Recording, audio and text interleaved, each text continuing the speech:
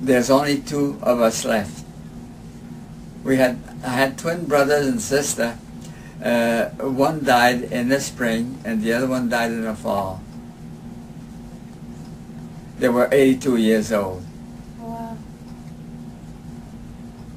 My older sister was 97 when she passed away. So I beat them all. When the kid comes over, you know, I tell them, the little one, that I was born in Canada, way up north, where Santa Claus lived. And I knew Santa Claus very well. As a matter of fact, I used to go and feed his reindeer, you know. And the little one, I mean, takes that, oh boy, they enjoy that. And I tell them that Santa Claus asked me to make a copy of his castle where he lives and put it on my lawn. And I have it, I have a castle over there. And then the kids, you know, eat that up. And then I tell them that Santa Claus sends me a bag of mice every year so as to give the kids that come and see my decoration. And this way they'll have a little something to play with until he comes Christmas. And the little one eats that up, you know. You'll have to learn how to make it jump too. You'll have to learn how to make it jump. Yeah. Why do you like Christmas so much? Why do you do this every year for Christmas?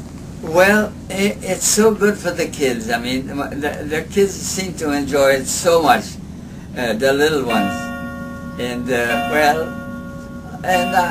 like to keep busy because I work at least 2 or 3 hours a day, wood carving or styrofoam carving.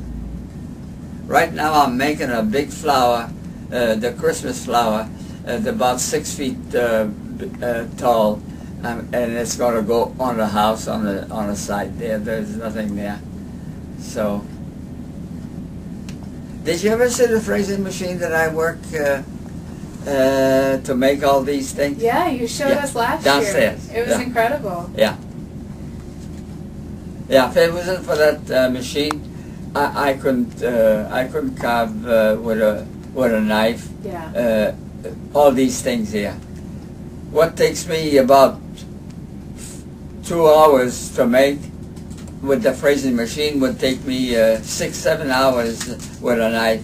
Yeah. And then I couldn't use hardwood because, I mean, hardwood is almost impossible to cut with just a knife. So, and I don't like the softwood that they use because, I mean, it's just hardwood has a grain. Yeah. And it shows nicely, while the softwood is just a plain thing. And I don't like that. I got a lot of cards wishing me happy birthday. And Saturday, I mean, it was wonderful. They had the cake and... a big bow tie, right? Yeah. And the mayor wore his bow tie, I know. Yeah. And, well, it was quite interesting that the city would do that for me. The city has been extremely good to me because I don't know if you know, I was the first citizen of the year. Mm-hmm. Yeah. And then they I was called Mr. Leominster, and then Mr. Christmas, and then when the Fitchburg celebrated their 100th anniversary, they were looking for 100 people that made the difference, and I was one of them. Nice. Yeah. And also, I don't know if you know about the playground that they have on 3rd Street? Yes. Yeah. Yeah. They named this after me. Then I think the Sentinel had a Rotary Club with. I had gone there for a dinner. You're in the calendar. Yeah, yeah. Did you see it? Yes, I did. Yeah. I did. Do you know when that photo was taken? Oh, that's about 1945, I think. Yeah. It's rosewood that I use for that. It's a dark wood. Yeah. Yeah. When did you come to Leominster? 87 years ago.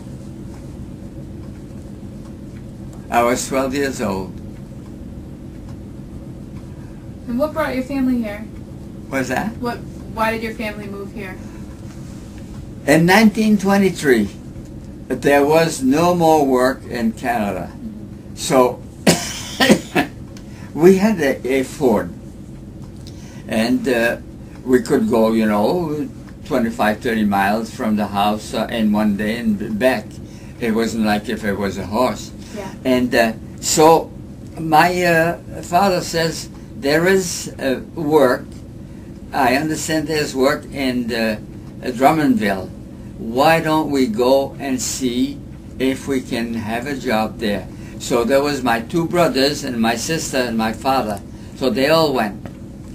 And I always remember that we had gone after Grandma to spend the day with us, And I always see her at noontime at the end of the table in a rocking chair, taking a bite and rocking. And then my mother says, well, would you read my tea leaf? So she looked at the cup and she says, your husband is coming back tonight with the kids and they haven't got work. But 3 days from now, they will leave to go much farther, and there they will do well. And so we had two uncles in Leominster here on farms. And we had a neighbor that said there was work here. So at dinner table, my brother Gene says, well, I'm going to Leominster. We can't find work here. So my brother Lucian says, I'm going too.